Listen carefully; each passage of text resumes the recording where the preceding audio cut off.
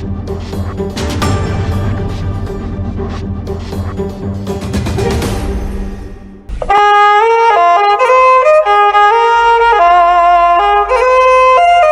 ករាយថ្ងៃកាត់ចំណងដៃអាពាហ៍ពិពាហ៍កូនស្រីសួនដានី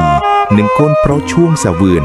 ថ្ងៃទី20ខែធ្នូឆ្នាំ2025អញ្ជើញមកវត្តអង្គរតូចខាងត្បូងថ្ងៃអាទិត្យ9កើតខែបុស្សឆ្នាំម្សាញ់សប្បដស័កពុទ្ធសករាជ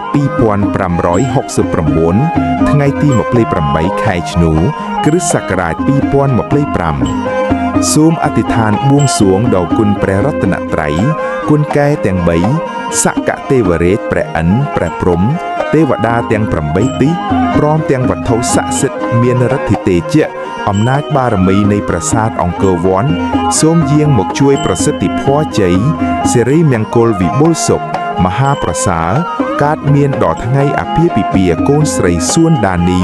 និងកូនប្រុសឈួងសាវឿនថ្ងៃទី20ខែធ្នូឆ្នាំ2025និងម៉ាក់បាក្នុងក្រុមគ្រួសារគ្រប់រូបសូមបានប្រកបសមនឹងព្រះពុទ្ធពរជ័យ